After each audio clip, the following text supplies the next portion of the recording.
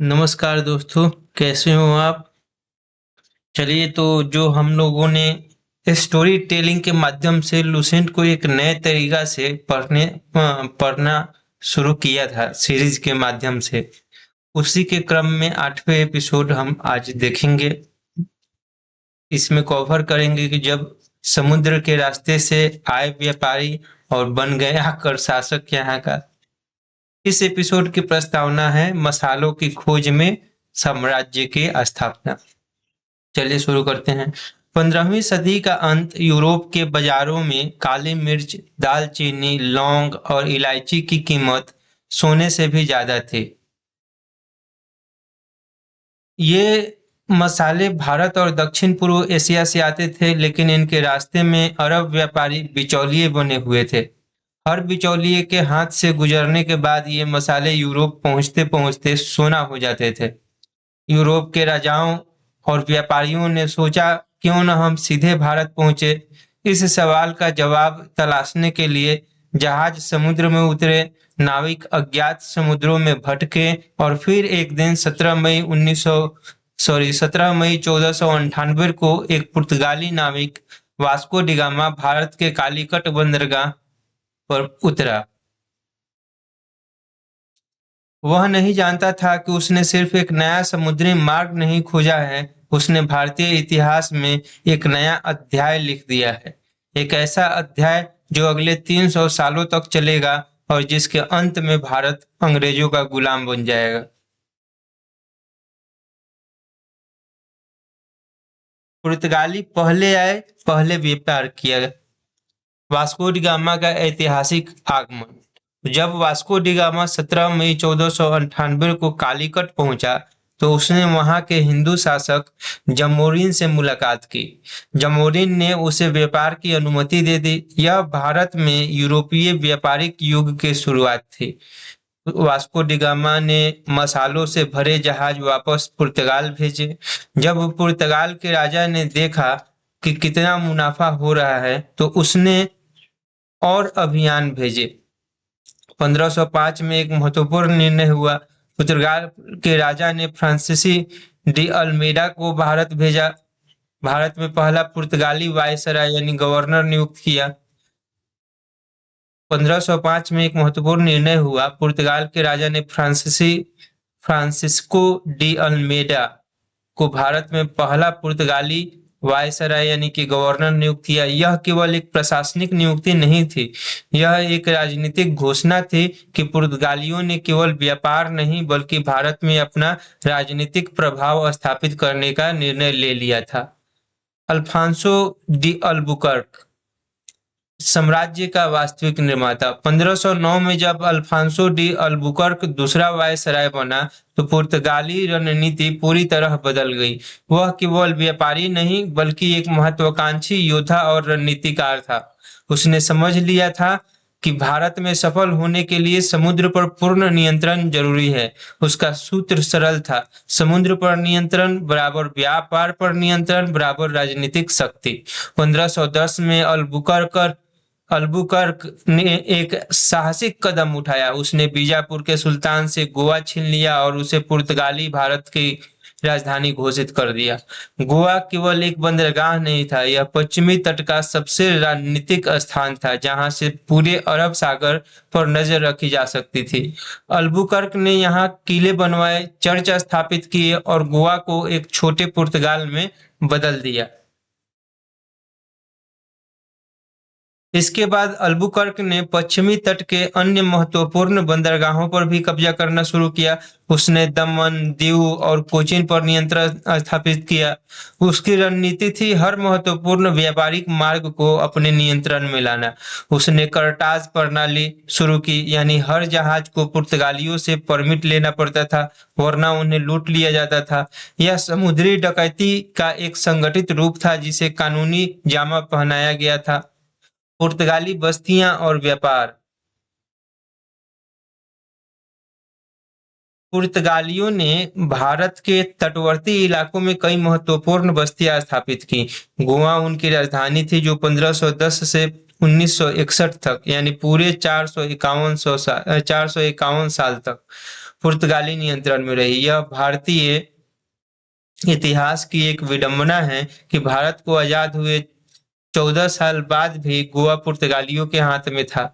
1961 में भारतीय सेना को ऑपरेशन विजय चलाना पड़ा और सैन्य बल से गोवा को मुक्त करवाना पड़ा। कोचीन मालाबार तट पर मसाला व्यापार का सबसे बड़ा केंद्र था। यहाँ से काली मिर्च, इलायची और दालचीनी के जहाज यूरोप जाते थे। दीव और दमन गुजरात तट पर रणनीतिक बंदरगाह थे, जहां से पुर्तगाली अरब सागर में आने जाने वाले सभी जहाजों पर नजर रखते थे। हुगली में पूर्वी तट पर भी उन्होंने एक व्यापारिक केंद्र स्थापित किया था। पुर्तगालियों का मुख्य व्यापार मसालों, रेशम और कीमती पत्थरों का था, लेकिन उनकी सबसे बड़ी कमाई उनके समुद्री लूटपाट और परमिट प्रणाली से होती थी।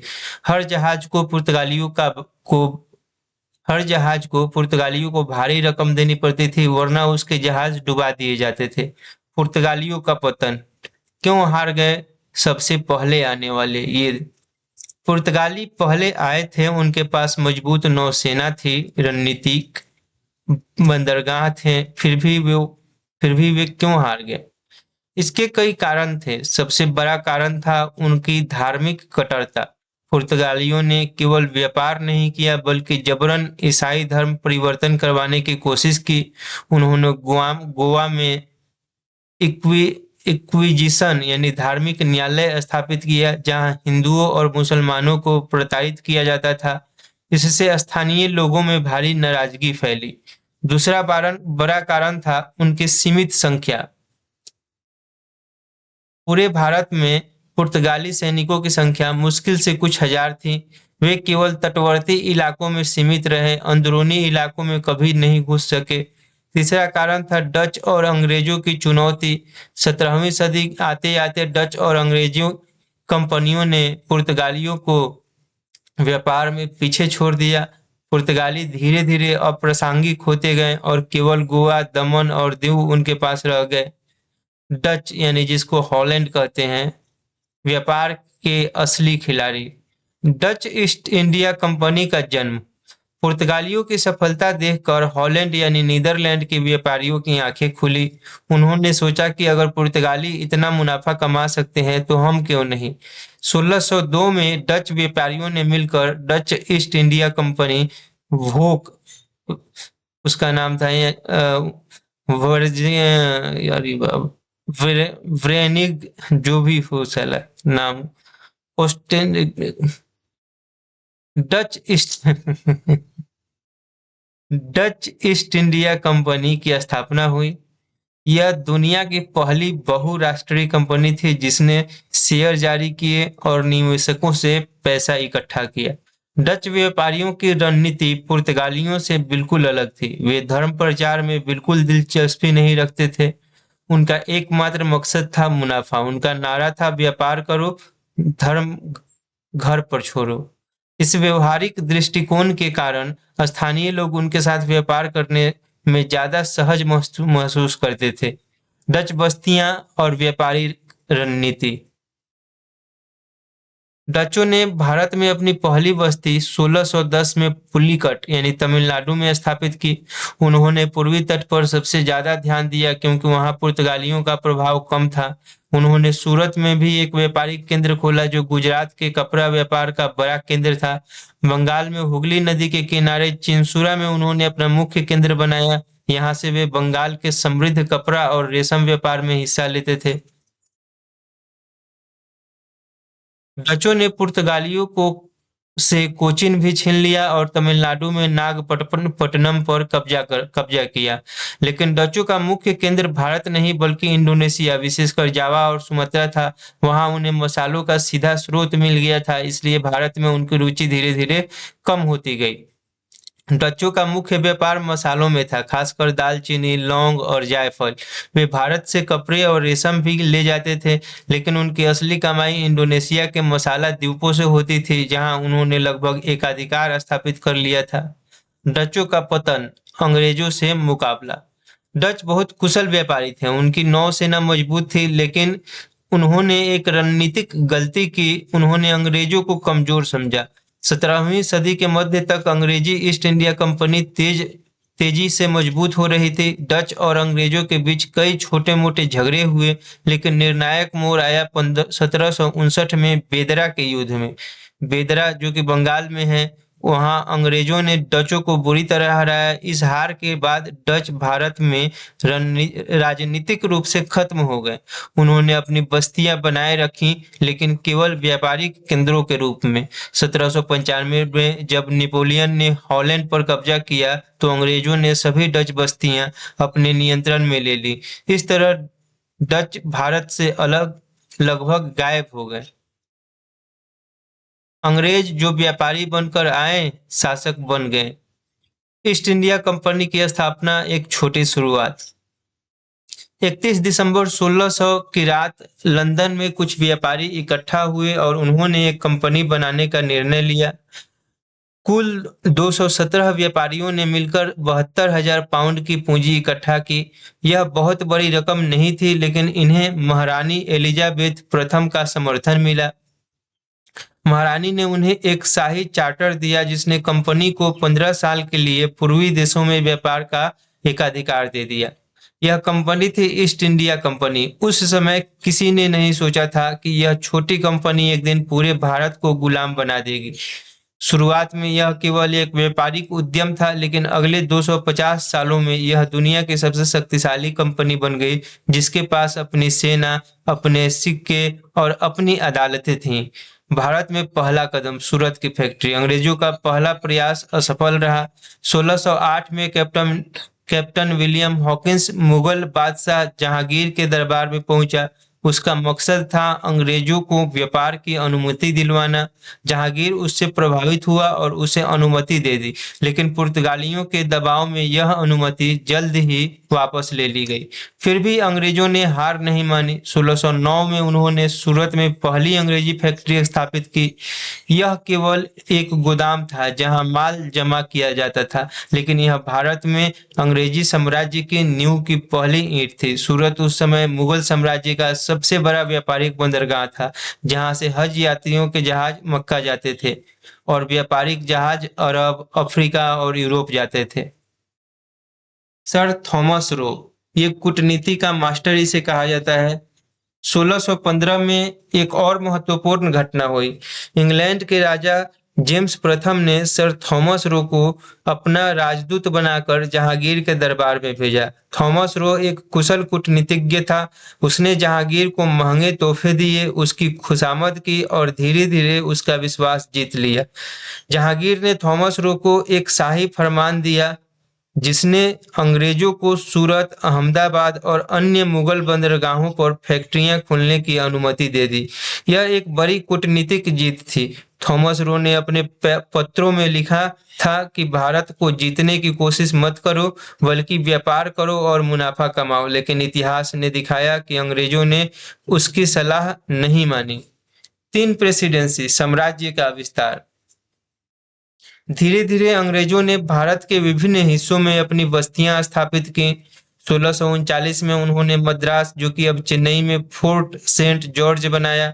यह दक्षिण भारत में अंग्रेजों का मुख्यालय बन गया। 1668 में एक अनोखी घटना हुई।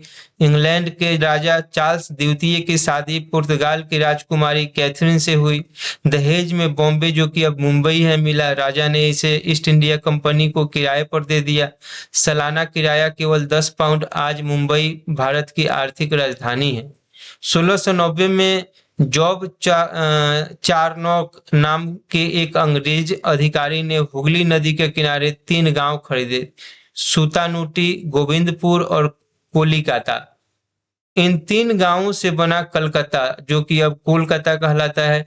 यह बंगाल में अंग्रेजों का मुख्यालय बना और बाद में पूरे भारत की राजधानी बनी। अंग्रेजों ने अपने भारतीय क्षेत्रों को 3 प्रेसिडेंसी, जिन्हें प्रांत कहा जाता है, में बांटा था। बंगाल प्रेसिडेंसी जिसका मुख्यालय कलकत्ता था, मद्रास प्रेसिडेंसी इसका मुख्यालय मद्रास था, और बॉम्बे प्रेसिडेंसी जिसका मुख्यालय बॉम्बे था।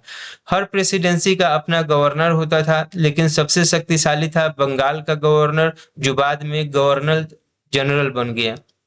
फ्रांसीसी, अंग्रेजों के सबसे बड़े प्रतिद्वंदी। फ्रेंच ईस्ट इंडिया कंपनी और महत्वाकांक्षी शुरुआत। फ्रांस के राजा लुई 14वें के शक्तिशाली मंत्री कोलबर्ट ने 1664 में फ्रेंच ईस्ट इंडिया कंपनी की स्थापना की। फ्रांसीसी सबसे आखिर में आए, लेकिन उन्होंने बहुत तेजी से काम किया। उनकी रणनीति शुरू से ही अलग थी। वे केवल व्यापार नहीं बल्कि राजनीतिक शक्ति भी चाहते थे। उन्होंने सोचा कि स्थानीय राजाओं से दोस्ती करके और अंग्रेजों से दुश्मनी करके वे भारत में फ्रांसीसी साम्राज्य स्थापित कर सकते हैं। फ्रांसीसियों ने अपनी पहली बस्ती 1668 में सूरत में स्थापित की, लेकिन उनका असली मुख्यालय बना पांडिचेरी, जो कि अब पुडुचेरी है, जो 1674 में स्थापित हुआ था। पांडिचेरी दक्षिण भारत के पूर्वी तट पर स्थित था और यह एक सुंदर सुनियोजित शहर बना। फ्रांसीसियों ने इसे अपनी राजधानी बनाया और यहाँ से पूरे दक्षिण भारत में अपना प्रभाव बढ़ाने की कोशिश की। बंगाल में फ्रांसीसियों ने 1673 में चंदन नगर में अपना व्यापारिक केंद्र स्थापित किया। केरल में माहे, तमिलनाडु में कारिकल और आंध्र प्रदेश में गोदावरी नदी के पास यमन में भी उन्होंने बस्तियां बनाई। ये सभी बस्तियां 1954 तक फ्रांसीसी नियंत्रण में रही, यानी भारत की आजादी के 7 साल बाद तक। जोसेफ फ्रांसवा डुप्ले, एक सपना देखने वाला। 1742 में जोसेफ फ्रांसवा डुप्ले पांडिचेरी का गवर्नर बना। डुप्ले एक असाधारण व्यक्ति था, महत्वाकांक्षी, बुद्धिमान और साहसी। उसने यूरोपीय व्यापार की परंपरागत सोच को तोड़ दिया। उसने सोचा, हम केवल व्यापारी क्यों बने रहें, क्यों न हम भारतीय राजाओं की लड़ाइयों में शामिल हों और खुद शक्ति हासिल करें। डुप्ले ने एक नई रणनीति विकसित की, जो बाद में अंग्रेजों की सहायक संधि यानी सब्सिडियरी अलायंस का आधार बनी। उसने समझा कि भारतीय राजा आपस में लड़ रहे हैं, उत्तराधिकार के लिए झगड़ रहे हैं। अगर फ्रांसीसी एक पक्ष का समर्थन करें और उन्हें सैन्य मदद दे, तो बदले में वे फ्रांसीसियों को व्यापारिक रियायतें और राजनीतिक प्रभाव दे सकते हैं। डुप्ले ने इस रणनीति को कर्नाटक के युद्धों में लागू किया। उसने स्थानीय राजाओं को फ्रांसीसी सैनिक दिए, उन्हें आधुनिक हथियार दिए और बदले में उनसे क्षेत्र और पैसा लिया। कुछ समय के लिए यह रणनीति बहुत सफल रही और ऐसा लगा कि दक्षिण भारत फ्रांसीसी प्रभाव क्षेत्र बन जाएगा। कर्नाटक के युद्ध, फ्रांस बनाम इंग्लैंड। कर्नाटक तमिलनाडु का एक हिस्सा था। भारत में फ्रांसीसी अंग्रेजी प्रतिद्वंदिता का मुख्य युद्ध क्षेत्र बना। यहाँ 3 युद्ध हुए जिन्होंने तय किया कि भारत में कौन शासक बनेगा। प्रथम कर्नाटक युद्ध 1746 से 1748 यूरोप में चल रहे ऑस्ट्रियाई उत्तराधिकार युद्ध का विस्तार था। जब यूरोप में फ्रांस और इंग्लैंड लड़ रहे थे, तो उनकी कंपनियां भारत में भी लड़ने लगी। फ्रांसीसियों ने 1976 में अचानक हमला करके मद्रास पर कब्जा कर लिया। अंग्रेजों को भारी झटका लगा। उन्होंने बदला लेने की कोशिश की, लेकिन फ्रांसीसी सेना मजबूत थी। हालांकि 1748 में यूरोप में एक्स-ला-चैपल की संधि हुई, जिसने युद्ध खत्म किया और मद्रास अंग्रेजों को वापस मिल गया। द्वितीय कर्नाटक युद्ध 1749 से 1754 सबसे जटिल और राजनीतिक रूप से महत्वपूर्ण था। यह युद्ध 2 उत्तराधिकार संघर्षों से जुड़ा था, कर्नाटक के नवाब पद के लिए और हैदराबाद के निजाम पद के लिए। डुप्ले ने चंदा साहिब, कर्नाटक के दावेदार, और मुजफ्फर जंग, हैदराबाद के दावेदार, का समर्थन किया। अंग्रेजों ने मोहम्मद अली, कर्नाटक के दावेदार, और नासिर जंग, हैदराबाद के दावेदार, का समर्थन किया।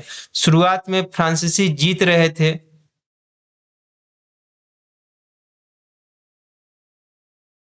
चंदा साहिब कर्नाटक का नवाब बन गया और मुजफ्फर जंग हैदराबाद का निजाम। लेकिन तभी एक युवा अंग्रेज अधिकारी रॉबर्ट क्लाइव ने एक साहसिक कदम उठाया। उसने कम सैनिकों के साथ अर्काट के किले पर अचानक हमला किया और उस पर कब्जा कर लिया। यह एक रणनीतिक मास्टर स्ट्रोक था। इससे चंदा साहिब की स्थिति कमजोर हो गई। अंततः चंदा साहिब मारा गया और मोहम्मद अली कर्नाटक का नवाब बना। डुप्ले की महत्वाकांक्षाओं को झटका लगा। तृतीय कर्नाटक युद्ध 1758 से 1763 निर्णायक था। यह यूरोप में चल रहे 7 साल के युद्ध का हिस्सा था। फ्रांसीसी सेना का नेतृत्व काउंट डी लैली कर रहा था, जो एक अनुभवी सेनापति था। अंग्रेजों का नेतृत्व सर आयर कुट कर रहा था। 1760 में वांडीवास यानी तमिलनाडु में भयंकर युद्ध हुआ। यह युद्ध भारत में फ्रांसीसी अंग्रेजी प्रतिद्वंदिता का अंतिम निर्णायक मोड़ था। अंग्रेजों ने फ्रांसीसियों को बुरी तरह हराया। फ्रांसीसी सेना तितर बितर हो गई। 1761 में अंग्रेजों ने पांडिचेरी को घेर लिया। फ्रांसीसियों ने साहस से लड़ा लेकिन अंततः हार मानी। पांडिचेरी पर अंग्रेजों का कब्जा हो गया। 1763 में पेरिस की संधि ने युद्ध औपचारिक रूप से समाप्त किया। पांडिचेरी फ्रांसीसियों को वापस मिल गई, लेकिन शर्त यह थी कि वे यहाँ कोई सैन्य गतिविधि नहीं करेंगे। इस तरह फ्रांसीसी भारत में राजनीतिक शक्ति के रूप में खत्म हो गए। फ्रांसीसियों के हार के कारण फ्रांसीसियों के पास महत्वाकांक्षा थी, अच्छे सेनापति थे, रणनीतिक बस्तियां थी, फिर भी वे क्यों हारे? सबसे बड़ा कारण था उनकी कमजोर नौसैनिक शक्ति। अंग्रेजों की सेना फ्रांसीसियों से कहीं ज्यादा मजबूत थी। समुद्र पर नियंत्रण का मतलब था सैनिकों और हथियारों की आपूर्ति। फ्रांसीसी अक्सर अलग थलग पड़ जाते थे। दूसरा कारण था फ्रांस सरकार का सीमित समर्थन। फ्रांस यूरोप में अपनी समस्याओं में उलझा था और उसने भारत में उतना निवेश नहीं किया जितना जरूरी था। तीसरा कारण था अंग्रेजों की बेहतर रणनीति और रॉबर्ट क्लाइव जैसे प्रतिभाशाली सैन्य नेता। चौथा कारण था अंग्रेजों ने ज्यादा स्थानीय राजाओं को अपने पक्ष में कर लिया था। फ्रांसीसी बस्तियां पांडिचेरी, चंदन नगर, माहे, कारिकल और यमन भारत में 1954 तक रहीं। स्वतंत्र भारत को इन्हें भी शांतिपूर्ण वार्ता के जरिए मुक्त करवाना पड़ा। डेनमार्क ये चुपचाप आए और चुपचाप चले गए। डेनमार्क के व्यापारी भी भारत के मसालों और कपड़ों की चमक से आकर्षित हुए। उन्होंने 1620 में डेनिश ईस्ट इंडिया कंपनी बनाई, लेकिन डेनमार्क एक छोटा देश था, उसके पास सीमित संसाधन थे, फिर भी उन्होंने कोशिश की। डेनमार्क की दो मुख्य बस्तियां थीं। ट्रैंक बार तमिलनाडु में 1620 में स्थापित हुआ, जो उनका पहला और मुख्य केंद्र था। यह पूर्वी तट पर एक छोटा बंदरगाह था। 1676 में उन्होंने बंगाल में सेरामपुर में भी एक व्यापारिक केंद्र खोला। यहाँ से वे बंगाल के कपड़े और रेशम का व्यापार करते थे, लेकिन डेन व्यापारी कभी सफल नहीं हो सके। उन्हें पुर्तगालियों, डचों, अंग्रेजों और फ्रांसीसियों का कड़ा मुकाबला मिला। उनकी नौसेना कमजोर थी, संसाधन सीमित थे। 1845 में डेनमार्क सरकार ने निर्णय लिया कि भारत में और निवेश करना व्यर्थ है। उन्होंने अपनी सभी बस्तियां अंग्रेजों को बेच दी और चुपचाप भारत छोड़ दिया। डेनमार्क भारतीय इतिहास में एक छोटा फुटनोट बनकर रह गया। यूरोपीय कंपनियों की तुलना। राष्ट्र कंपनी की स्थापना भारत में पहला केंद्र, मुख्य बस्ती और व्यापार का मुख्य सामान। और भारत छोड़ा या कब विलय हुआ वो ईस्वी। पुर्तगाल ये 1498 ईस्वी में वास्को डी गामा आया था। ये कालीकट में पहला केंद्र 1498 में खुला। इसका मुख्य बस्ती गोवा में था 1510 से 1961 तक। ये मसाले, रेशम और कीमती पत्थर की व्यापार करते थे और 1961 में भारतीय सेना द्वारा इसको मुक्त करवाया गया। डच हॉलैंड के थे। 1602 ईस्वी में स्थापना हुई इनकी कंपनी की, वीओसी कंपनी। इन्होंने पुलिकट 1610 में ही भारत में पहला केंद्र खोला। मुख्य बस्ती थी इनकी चिंसुरा और नागपट्टनम। इनका व्यापार का मुख्य सामान मसाला था, विशेषकर इंडोनेशिया से। इन्होंने 1795 में अंग्रेजों से हार के बाद भारत छोड़ा। अंग्रेज ये 1631 दिसंबर 1600 में इनकी कंपनी की स्थापना हुई। इन्होंने पहला केंद्र सूरत में 1609 में खोला। इनकी मुख्य बस्ती कलकत्ता, मद्रास और बॉम्बे थी। व्यापार का मुख्य इनका था कपड़ा, नील, अफीम और चाय। इन्होंने 1947 में भारत की आजादी के समय भारत छोड़ा। फ्रांस 1664 ईस्वी में कोलबर्ट द्वारा इनकी स्थापना की गई थी। इन्होंने सूरत में पहला केंद्र खोला 1668 में और पांडिचेरी इनकी बस्ती थी 1674 से 1954 तक। ये कपड़ा, मसाले और रेशम में का व्यापार करते थे। इन्होंने 1954 में भारत में शांतिपूर्ण विलय कर लिया। डेनमार्क 1620 ईस्वी में ये पहला केंद्र इसका ट्रंक बार 1620 में खुला। इनकी मुख्य बस्ती से रामपुर थी। ये कपड़ा और रेशम की व्यापार करते थे। ये 1845 में अंग्रेजों को बेच के चले गए। तो ये थी संक्षेप में। अब आइए व्यापार से साम्राज्य तक का सफर देखते हैं। शुरुआत में सभी यूरोपीय कंपनियों का मकसद केवल व्यापार था। वे भारत के मसाले, कपड़े, नील और रेशम ले जाना चाहते थे और यूरोप में ऊंची कीमतों पर बेचना चाहते थे। लेकिन धीरे धीरे उन्होंने देखा कि भारत राजनीतिक रूप से कमजोर हो रहा है। मुगल साम्राज्य बिखर रहा है। औरंगजेब की मृत्यु 1707 के बाद कमजोर बादशाह आए जो अपने ही दरबारियों से संभाल नहीं पा रहे थे। छोटे छोटे राज्य स्वतंत्र हो गए और आपस में लड़ने लगे। यूरोपीय कंपनियों ने इस अराजकता में अवसर देखा। उन्होंने सोचा क्यों न हम इन आंतरिक लड़ाइयों में शामिल हों, एक राजा का समर्थन करें, उसे जिताएं और बदले में व्यापारिक रियायतें और क्षेत्र लें। यह रणनीति सबसे पहले फ्रांसीसी डुप्ले ने अपनाई, लेकिन सबसे सफलतापूर्वक अंग्रेजों ने लागू की। देख रहे हैं लोग, इसीलिए तो हम लोग जो लड़ाई करते रहते हैं, एक पार्टी के समर्थक दूसरे पार्टी के समर्थक से लड़ते रहता है सोशल मीडिया पे या ऑन ग्राउंड, ये कितना निरर्थक है। अंग्रेज या विदेशी शासन भारत में आया कैसे? क्योंकि भारत एक हुआ ही नहीं था कभी। भारत अनेक में बटा हुआ था और ये कभी समझ में ही नहीं आया 1947 के पहले। यही मानसिकता अगर हम लोग आज भी रखेंगे तो फिर कैसे होगा? एक होना भी तो पड़ेगा मानसिक रूप से। हम लोगों को नॉर्थ ईस्ट के लोगों से भी प्यार करना पड़ेगा, साउथ के लोगों से भी प्यार करना पड़ेगा, इन दोनों को नॉर्थ के लोगों से भी प्यार करना पड़ेगा। एक दूसरे के संस्कृति सभ्यता का सम्मान करना पड़ेगा, नहीं तो फिर वही होगा। चलिए आगे बढ़ते हैं। यूरोपीय कंपनियों ने इस अराजकता में को अवसर में बदल दिया।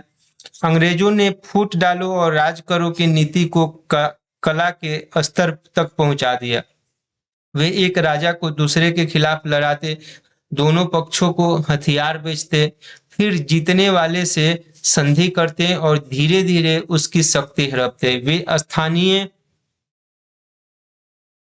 सैनिकों को सिपाही बनाकर भर्ती करते और अपनी सेना मजबूत करते। उन्होंने आधुनिक यूरोपीय हथियार और प्रशिक्षण का इस्तेमाल किया, जिसके सामने परंपरागत भारतीय सेनाएं टिक नहीं पाती थी।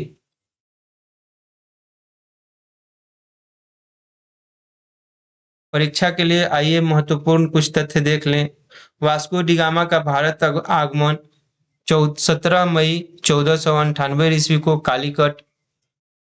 पहला पुर्तगाली वायसराय फ्रांसिस्को डी अल्मेडा 1505 में। दूसरा पुर्तगाली वायसराय अल्फांसो डी अल्बुकर्क 1509 से 1515। गोवा पर पुर्तगाली कब्जा 1510 में अल्बुकर्क द्वारा। गोवा की मुक्ति 1961 में भारतीय सेना द्वारा ऑपरेशन विजय के तहत। डच ईस्ट इंडिया कंपनी 1602 में VOC की स्थापना। डच की पहली भारतीय बस्ती पुलिकट में 1610 में। बेदरा का युद्ध 1759 में अंग्रेजों ने डचों को हराया। अंग्रेजी ईस्ट इंडिया कंपनी 31 दिसंबर 1600 महारानी एलिजाबेथ I का चार्टर। कंपनी के संस्थापक 217 व्यापारी, पूंजी 72,000 पाउंड। एकाधिकार अवधि 15 साल 1600 से 1615। कैप्टन विलियम हॉकिंस 1608 जहांगीर के दरबार में। पहली अंग्रेजी फैक्ट्री सूरत में 1609 में। सर थॉमस रोज 1615 में जहांगीर के से शाही फरमान प्राप्त किया। फोर्ट सेंट जॉर्ज मद्रास 1639 में। बॉम्बे प्राप्ति 1668 में। दहेज में चार्ल्स द्वितीय की शादी। कलकत्ता की स्थापना 1690 जब जॉब चॉर्नॉक द्वारा। फ्रेंच ईस्ट इंडिया कंपनी 1664 फुलबर्ट द्वारा। पांडिचेरी की स्थापना 1674 फ्रांसीसी मुख्यालय बना। चंदन नगर ये 1773 बंगाल में। जोसेफ फ्रांसवा डुप्ले 1742 से 1754 पांडिचेरी गवर्नर।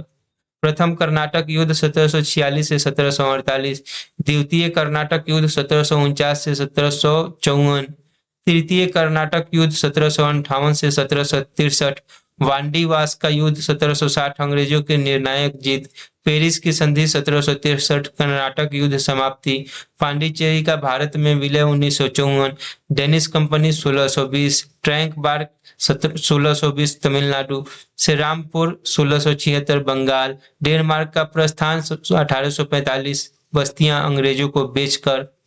चलिए अब उपसंहार यानी कि इसमें महत्वपूर्ण तथ्य जो हम लोग पढ़े उसको देख ले जाए। यूरोपीय कंपनियों का भारत में आना एक आर्थिक घटना के रूप में शुरू हुआ, लेकिन यह राजनीतिक दास्ता में बदल गया। पुर्तगाली पहले आए लेकिन धार्मिक कट्टरता और सीमित संसाधनों के कारण असफल रहे। डच बेहतरीन व्यापारी थे लेकिन राजनीतिक महत्वाकांक्षा की कमी के कारण पीछे रह गए। फ्रांसीसियों ने महत्वाकांक्षा दिखाई लेकिन कमजोर नौसेना और सीमित सरकारी समर्थन के कारण हार गए। डेनमार्क ने कोशिश की लेकिन बहुत छोटी और कमजोर था। अंत में अंग्रेज सफल हुए। उनकी सफलता के पीछे तीन मुख्य कारण थे। पहला, उनकी मजबूत नौसेना। समुद्र पर नियंत्रण का मतलब था व्यापार पर नियंत्रण। दूसरा, उनकी बेहतर कूटनीति। वे भारतीय राजाओं को आपस में लड़ाने में माहिर थे। तीसरा, उनका सैन्य संगठन। उन्होंने अनुशासित सेना बनाई, आधुनिक हथियार इस्तेमाल किए और स्थानीय सिपाहियों को भर्ती किया। जो व्यापारी 1600 में केवल मसाले खरीदने आए थे, वे 1757 तक बंगाल के स्वामी बन गए और 1857 तक पूरे भारत को अपनी गुलामी में जकड़ लिया। यह केवल व्यापार की सफलता नहीं थी, यह भारत की राजनीतिक विफलता थी। जब भारतीय राजा आपस में लड़ रहे थे, तब अंग्रेज धीरे धीरे पूरे देश को हड़प रहे थे। चलिए अगली कहानी में हम लोग बंगाल पर अंग्रेजों का आधिपत्य, जब प्लासी और बक्सर के युद्धों ने भारत का भाग्य हमेशा के लिए बदल दिया, पे चर्चा करेंगे। आपसे निवेदन है कि वीडियो अच्छा लगे तो आप लोग वीडियो को लाइक करते रहिए, कमेंट करते रहिए ताकि मनोबल बढ़े, और इस वीडियो को शेयर कीजिए लोग अपने दोस्तों के साथ ताकि वे भी इससे ज्ञान उनका बढ़े देखकर।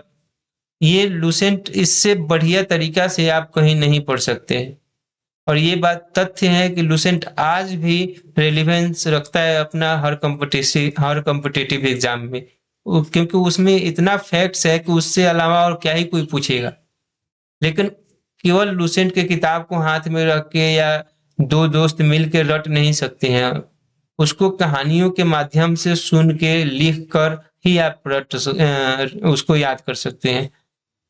तो इसलिए निवेदन है, आग्रह है और एक सलाह है कि आप इन वीडियो को नोट्स के माध्यम से लिखिए और सुनिए बार बार। अगर नहीं लिख सकते हैं तो इससे आपका लूसेंट पे अच्छी पकड़ बन जाएगी और एक अच्छा खाका तैयार होगा आपके दिमाग में जीके का। उसके बाद आप अपने लेवल को इनहेंस करते रहिए। चलिए इसी के साथ वीडियो को खत्म करते हैं। जय हिंद, जय भारत, जय बंगाल, जय बिहार।